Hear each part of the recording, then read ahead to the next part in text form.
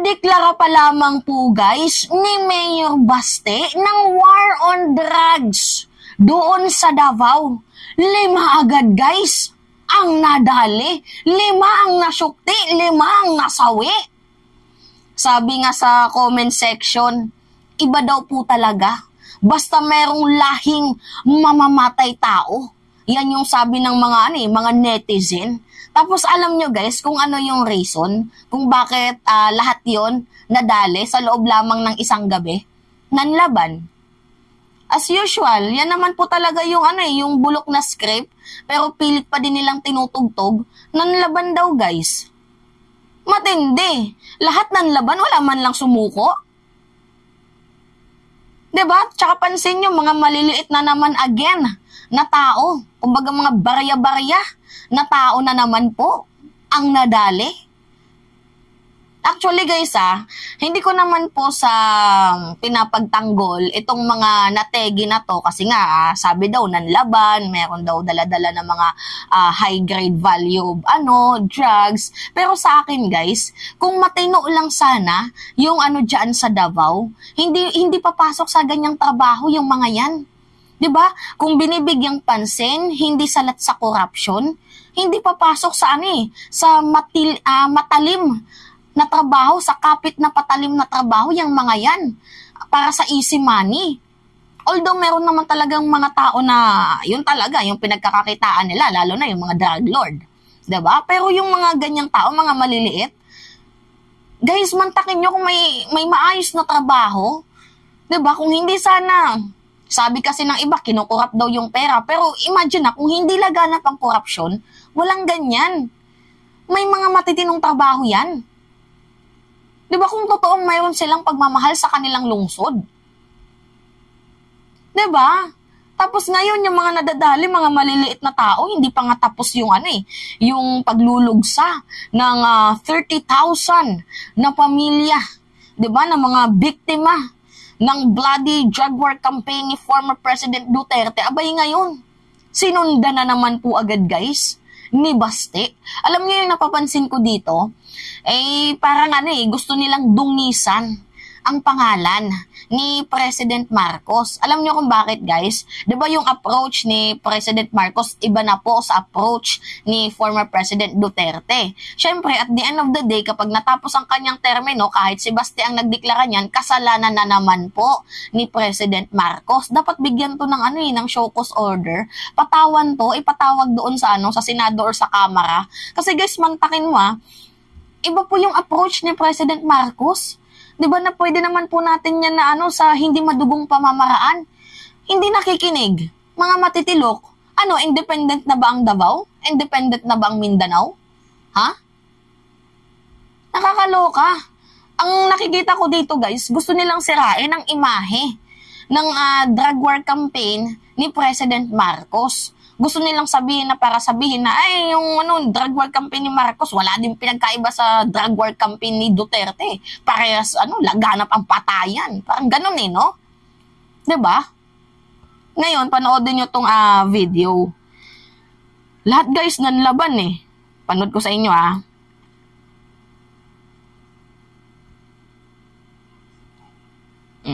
Hindi pa man nag-iinit ang deklarasyon ni Davao City Mayor Baste Duterte na all-out war laban sa illegal na droga, umakyat na sa 5 ang sinasabing napatay sa drug bust operation sa nasabing lungsod. Pero para sa mga otoridad sa Davao City, hindi na bago para sa kanila ang mga ganitong kaso. Rinig nyo? Hindi na daw bago sa Davao yung ganitong mga kaso. Kasi nga, laging merong mga diba? Laging merong mga ganunan na mga nangyayari doon. Talaga nga namang nakakatakot yung Davao. Mantakin mo yan. Diba? Hindi na daw bago sa kanila yung ganong klaseng pangyayari. Naku po. Nakakatakot po yung ganito. Nakakatakot po. Mga lugar ng mga mahirap na magsalita.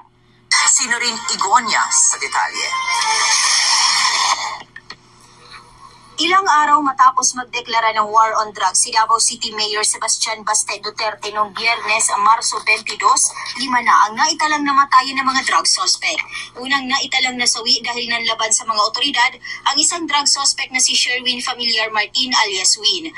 Narinig nyo? Nanlaban daw ha, nanlaban. Pakinggan nyo pa yung iba. Nakumpiska mula sa kanya ang shabu na umabot sa 110 grams na tinatayang nasa 748,000 pesos ang street value, hinihinalang marijuana na nasa 6,000 pesos ang street value at isang .45 caliber pistol. Kita nyo guys, mga maliliit lang na tao. 6,000. Kasi kung binigyan dyan ng sapat na trabaho or binigyan ng ng pansin yung lugar nila, Davao na nga, 'di ba? Naging presidente na yung tao ng Davao, si former President Duterte, tapos nakakapagtaka may droga pa din sa Davao. Ha? Talaga lang? 'Di ba, guys? Kakaloka. Ayon sa report, nanlaban ang suspect sa isinagawang drug buy-bust operation ng Buhangin PNP. Nanlaban din sa mga sakop ng Ecoland PNP ang isang Jehure dresser sa isinagawa ring buy-bust operation nitong Sabado ng gabi sa Punta Dumalaga, Davao City. Sa parehong oras lang din, nasawi ang isang alias Larry matapos din itong manlaban sa isinagawang drug buy-bust operation ng mga... Nanlaban na naman, guys. Nanlaban na naman. Grabing script, no? Nanlaban. Lahat nanlaban, wala man lang sumuko. Otoridad na-recover mula sa kanyang posisyon ang 6.45 grams na hinihinalang shabu na aabot sa 48,860 pesos ang street value. Sinubukan pang dalhin sa ospital ang dalawa, ngunit dineklara itong dead on arrival. Samantala, patay rin ang top 5 high-value target sa drugs watchlist sa Davao City matapos itong manlaban sa mga otoridad alas 3:35 ng madaling araw nitong linggo sa isinagawang drug buy-bust operation ng Tugbok Police Station sa Barangay Mintal. Kinilala ang suspect na si alias Timoy na residente lang din sa naturang lugar. Ayon sa report, bumunot ng .38 na baril ang suspect nang malaman niyang pulis na ang kanyang katransaksyon. Tapos wala man lang pinakitang body cam. Dapat sana, guys, kung ako lang, 'di ba, sasabihin nila para ba mas maging makatotohanan sana or kung masasabi nating totoo na nanlaban kung meron silang body cam. 'Di ba? Alam niyo 'yan, guys, yung aktuhan mismo na nabibidyohan, hindi yung puro salita na nanlaban lang, ganyan kasi pwede po yung gawing fabricated, guys. Yung lies, pwedeng gawing kasinungalingan 'yun. 'Di ba? Para masabi na naman, i-uplift na naman ang mukha ni Duterte, ni Baste. Baka tatakbo tong senador, sasabihin na naman, kailangan natin 'to. Kasi ganito yung nagagawa niya doon sa Davao. Yan na naman po yung gagawin nilang budol sa mga mamamayang Pilipino. Kagaya ng sabi ni Duterte noon, 'di ba? Within 3 to 6 months, wala na yung droga. Ano yung nangyari? 'Di ba? Tapos ngayon, sisi sila ng sisi sa 20 pesos na bigas, where in fact, si Digo ngayon nagsabi na kaya daw nilang ibaba yung bigas up to 7 pesos.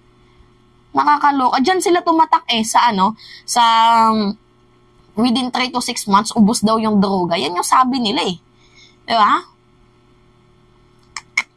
Kaya inunahan na ng mga operatiba dahilan ng kanyang agarang pagkasawi. Na-recover mula sa suspect ang 1.5 grams na shabu na aabot sa 27,000 pesos ang street value.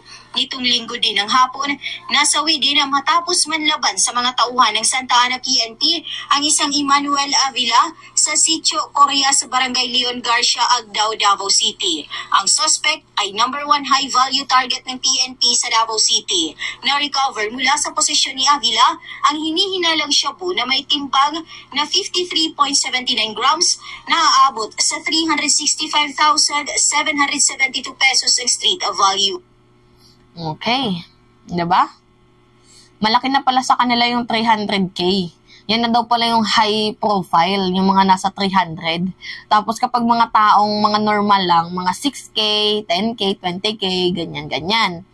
Mantakin mo, sa loob lang ng 6,000, papatay kayo. Tama ba yun? Parang hindi naman ata makatauhan yun. Parang hindi makatao yun. Ano yun, uubusin niyo yung tao sa Pilipinas? Ha?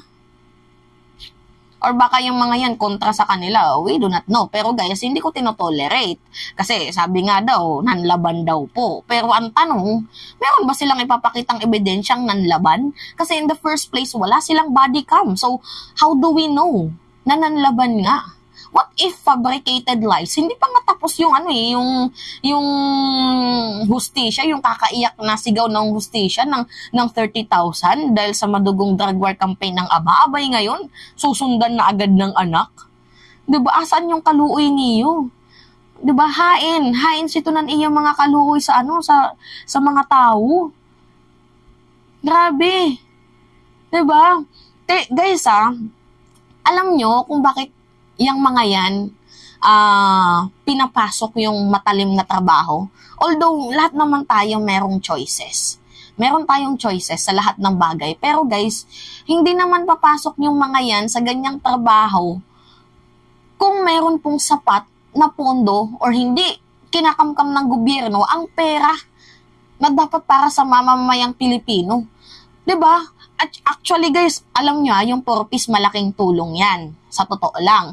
Para sa mga totoo namang ginagamit ng pera sa kanilang mga anak. Pero tinuturuan kasi minsan ng gobyerno na maging tamad na ang mga tao. Walang masama magbigay kayo ng ayuda. Pero yung tuturuan nyo ng maging tamad ang mga tao, wrong.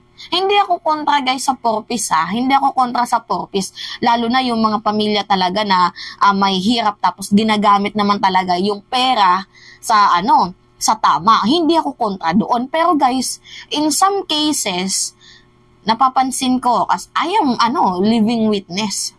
Ganito.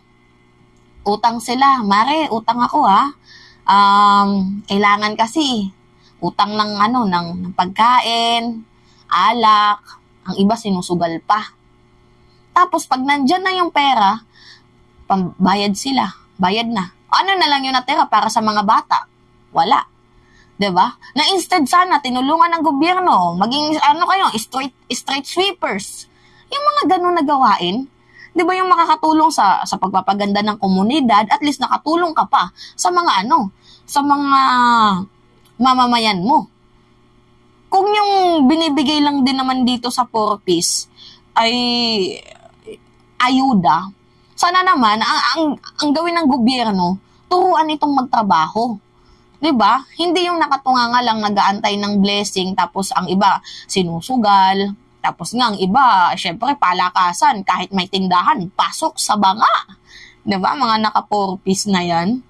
'Di ba kung tinuturuan ng gobyerno sana na na hindi maging tamad, maging productive person, itong kanyang mga kapwa dyan sa lungsod, wala sanang problema.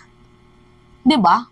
Mayroon akong alam na mayor, yung Kaluwag. Kaluwag yun. Vilma Kaluwag, if I'm not mistaken. Magaling na mayor.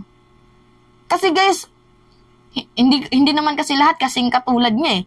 Mantakin mo, ang passing score para makakuha ka ng ng scholarship 85, binaba niya sa 80 pala, 80%.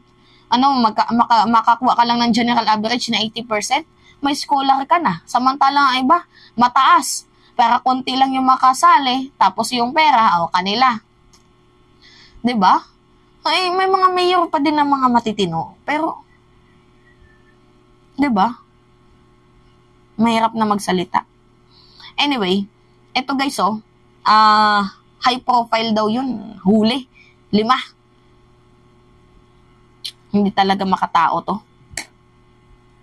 Anyway, yun lamang ho guys. At it's me again, si Mima Alicia nyo, at nagbabalik ulit para sa ating panibagong video.